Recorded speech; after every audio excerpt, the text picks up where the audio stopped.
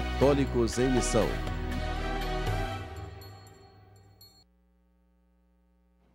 Bom dia, amados irmãos e irmãs. Nós começamos agora mais um programa Católicos em Missão. Hoje nós vamos conversar um pouco, lembrando a história de Nossa Senhora Aparecida, Rainha e Padroeira do Brasil, uma vez que no próximo sábado é o seu dia. Nós vamos também meditar sobre o Evangelho de hoje e vamos falar sobre a importância da oração na vida do cristão.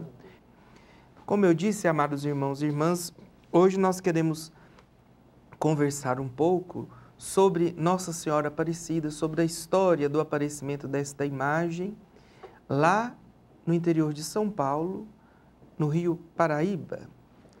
A Virgem Maria, Mãe de Deus e Nossa Mãe, é uma só, mas ela tem vários títulos, de acordo com o carinho do povo, de acordo com a devoção de certas regiões, as pessoas, os cristãos, dão títulos a Nossa Senhora e em Aparecida é do mesmo jeito. Lá nós veneramos Maria sob o título de Nossa Senhora da Conceição Aparecida, justamente porque ela apareceu nas águas do rio. Como que surgiu esse aparecimento? Que milagres aconteceram? Que prodígios aconteceram que fizeram com que essa devoção se propagasse tanto, ao ponto de, no início do século passado, o Papa Pio XI a proclamar como Rainha e Padroeira do Brasil. Fato é que no início do século XVIII, em 1717, com a visita de um conde aqui em Minas Gerais, na Vila Rica, ele iria passar por aquela região de Guaratinguetá. Então a Câmara Municipal pediu àqueles pescadores que pescassem e levassem os peixes para preparar um jantar para aquela autoridade do reino que estava passando por lá. Eles pescaram durante muito tempo e não conseguiram pegar nada. Foi aí então que, chegando no Porto Iguaçu, jogaram a rede e pescaram o corpo de uma imagem de Nossa Senhora da Conceição. Lançaram a rede de novo e trouxeram a cabeça da imagem. E conta a história que depois desse fato, a pesca foi tão abundante que quase os barcos afundaram. Nós temos aí então o primeiro grande prodígio, a primeira intercessão da Virgem Maria. Aqueles homens trabalhadores, pescadores, gente simples do povo que estava ali padecendo por causa que não conseguia pegar o seu alimento diário, tem na intercessão de Maria o socorro para aquela necessidade. Os pescadores então levaram a imagem para a vila onde eles moravam e lá esta imagem começou a ser venerada. Durante muito tempo, na casa dos pescadores, depois num pequeno oratório, e as pessoas começaram então a vir de todo lado para rezar em torno da imagem Aparecida nas águas do rio. Muitos milagres aconteceram e alguns chamam a atenção das pessoas. O primeiro milagre é o milagre das velas. Contam que eles estavam rezando o terço e o vento apagou as velas. Quando eles foram para acender, elas se acenderam sozinhas, para mostrar que a Virgem Maria pode nos ajudar também a ser luz do mundo. Ela que vivenciou tão perto de Cristo, viveu junto dele, aprendeu com ele a ser discípula e missionária. Por este sinal, ajuda-nos também a perceber que nós podemos ser luz na vida das pessoas quando nós as aproximamos do Evangelho. Esse segundo milagre fez com que a imagem tornasse ainda mais conhecida. E temos relatos de que em 1750, mais ou menos nessa época, muitas pessoas iam lá e muitas graças eram alcançadas em torno da presença da Virgem Maria Aparecida. E visitando o Santuário Nacional hoje, nós percebemos lá na Sala dos Milagres, grandes prodígios que Deus tem feito pela intercessão da Virgem Maria. No início do século passado, na primeira década, em 1908, se não me engano, Nossa Senhora foi coroada e passou a usar aquele manto azul. A coroa foi uma coroa que a princesa Isabel deu de presente, então ela adquiriu esse formato com o qual nós a conhecemos hoje. O Papa a proclamou padroeira e rainha do Brasil, e nós temos hoje milhares e milhares de devotos que vão à Aparecida, agradecer a Deus as inúmeras graças que recebem por intercessão da Virgem Maria, e é uma imagem conhecida no Brasil todo, em todo o país, né? 3 papas visitaram o Santuário Nacional. O Beato João Paulo II consagrou aquela igreja em 1980. Depois, em 2007, na abertura da 5ª Conferência do Episcopado Latino-Americano, o Papa Bento XVI também esteve no Santuário de Aparecida.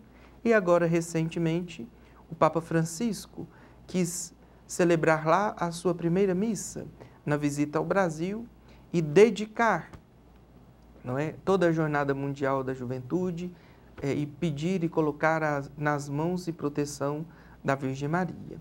Então, o Santuário de Aparecida é o santuário nacional onde todos os romeiros, todos os brasileiros podem ir e pedir à Mãe de Deus e nossa que continue intercedendo a Deus por todos nós. É uma devoção muito forte e muito presente na vida do povo brasileiro. Quando nós visitamos o santuário, nós percebemos romeiros vindos de todo o país que pedem a intercessão da Senhora Aparecida nas suas necessidades. Muito interessante também nós visitarmos lá a Sala dos Milagres, né? Quem já teve a oportunidade de ir no santuário percebe como Deus tem agido na vida dos seus filhos e filhas pela intercessão da Virgem Maria. E, além disso, nós temos também no santuário todo um serviço de atendimento aos romeiros, né? Com confissões, celebrações penitenciais, batizados. Então, lá é um lugar onde as pessoas vão e se sentem bem acolhidas para rezar, para agradecer a Deus por tudo que Ele tem feito por cada um de nós. Uma outra tradição muito presente na nossa vida e que está relacionada à devoção à Nossa Senhora Aparecida é a consagração à Nossa Senhora Aparecida, que nós popularmente conhecemos como consagração feita pelo Padre Vítor Coelho. Essa consagração existe há mais de 50 anos e trata justamente de nós pedirmos a intercessão da Virgem Maria por cada um de nós. Nós vamos, no final do programa de hoje, rezar esta consagração junto com vocês, colocando mais uma vez a nossa vida nas mãos de Deus, pela intercessão de Nossa Senhora. Que nós possamos, amados irmãos e irmãs, perceber pela presença amorosa de Maria, Deus que caminha junto de nós. Maria, mãe de Jesus, nossa mãe, ela é a primeira a poder gozar dos benefícios da paixão, morte e ressurreição de Jesus. O seu grande privilégio foi esse. Por ter sido a primeira que acreditou, ela é a primeira e a nossa grande intercessora junto de Deus. Então nós, como filhos que somos, coloquemos nossas vidas nas mãos dela. Peçamos a ela que nos ajude, peçamos a ela que nos ensine a acreditar em Jesus, a acreditar em Deus, da mesma maneira que ela acreditou, para que nós possamos também usufruir de todos os bens celestes que nós temos direito. Maria, nossa intercessora, a Senhora Aparecida, esteja sempre presente na nossa caminhada, como modelo, como aquela que nos orienta, como aquela que nos anima a ser cristãos verdadeiros, rumo à casa do Pai. Um outro tema que eu gostaria de conversar com vocês hoje, e que inclusive está de acordo com o Evangelho que nós estamos ouvindo nessa semana, principalmente o Evangelho de ontem e o Evangelho de hoje, é sobre a oração. a importância de nós colocarmos nossa vida diante de Deus e na presença dele. A palavra oração já nos indica o que é isto. Orar mais ação. É nós termos uma fala, uma conversa, é nós estarmos em sintonia com Deus e a partir desta conversa nós termos uma vida de testemunho, uma vida itinerante daqueles que buscam ser verdadeiros seguidores de Jesus.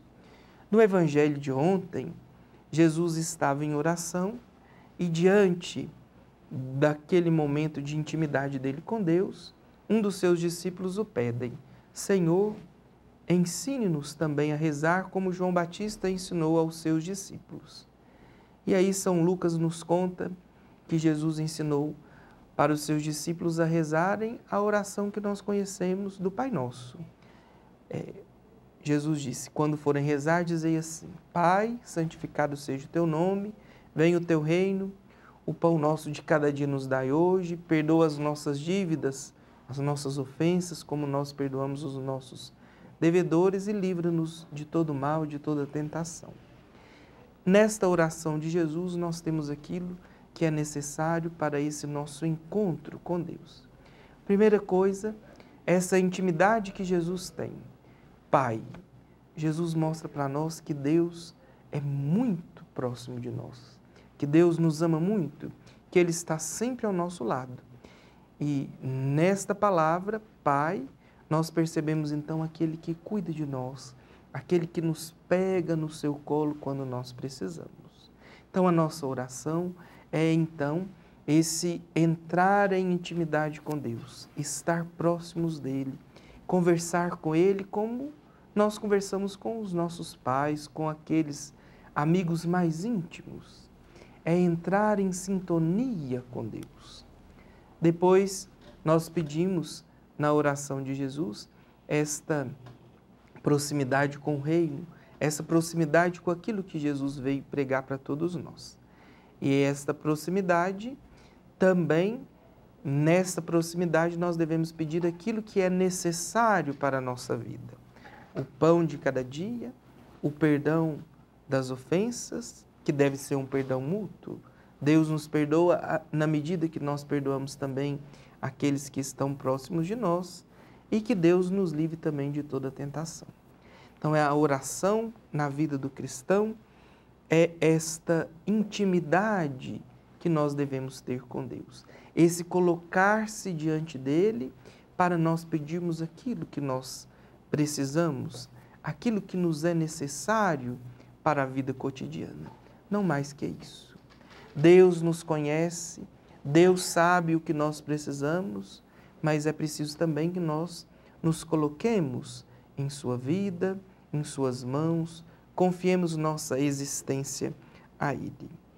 Mais do que cristãos da igreja, nós somos cristãos para a vida, por isso é importante então que a nossa vida de oração tenha reflexo também na nossa vida cristã. Nós cristãos, muito mais do que cristãos para a igreja, somos cristãos para a vida. Daí então a importância de nós transformarmos a nossa vida de oração numa vida de testemunho, numa vida de prática cristã. Quanto mais nós rezamos, quanto mais íntimos de Deus nós estamos, mais essa intimidade deve refletir na vida que nós temos e naquilo que nós fazemos. Então a oração se transforma em testemunho e aí, a partir daí então, nós evangelizamos também as outras pessoas, porque o nosso testemunho vai servir para ajudar as pessoas a se encontrarem com Deus, a também buscarem essa intimidade com Deus. O texto do Evangelho de hoje é a continuação do Evangelho de ontem. Por isso eu quis falar um pouco sobre aquilo que Jesus nos dizia ontem, porque Lucas vai hoje nos ajudar a perceber a importância de nós insistirmos na oração que nós fazemos. Jesus então continua o tema da oração na conversa dele com os discípulos. E o texto de Lucas hoje nos mostra que Jesus está nos dizendo que orar é pedir com perseverança e insistência. Nós devemos então ser perseverantes na nossa oração. Não devemos cansar de pedir nunca, porque o próprio Senhor também nos diz que quando nós rezamos, nós seremos atendidos, que tudo aquilo que nós pedimos, naquilo que nós pedimos, nós seremos ouvidos. Nós devemos então ter esta consciência, que a nossa oração é sempre atendida por Deus. Mas aqui vale uma ressalva, e é importante também nós termos consciência disso, que muitas vezes nós achamos que nós vamos rezar e que Deus vai atender o nosso pedido daquele jeito que nós pedimos. Isso não acontece, ou às vezes não acontece, porque senão Deus seria um marionete na nossa mão. A verdadeira oração é aquela oração de confiança. Nós não devemos pedir isso ou aquilo, mas nós devemos confiar a Deus esta ou aquela situação, na certeza de que Ele fará o que é melhor para nós, para aqueles pelos quais nós estamos rezando. Então, a oração é um pedir com insistência, com perseverança, na certeza de que Deus sempre faz aquilo que é melhor para nós. Por isso, então, vamos manter-nos fiéis na vida de oração, buscando sempre confiar a Deus a nossa existência, o nosso ser, aquilo que nós somos e que nós temos. Que pela intercessão da Senhora Aparecida, Rainha e Padroeira do Brasil, desça sobre você, sua família, todos aqueles que precisam da sua oração, a bênção do Deus Todo-Poderoso, Pai, Filho e Espírito Santo. Amém. Tenham todos um bom dia.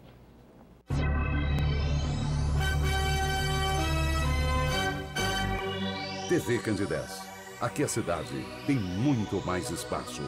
Fundação Jaime Martins, promovendo cidadania.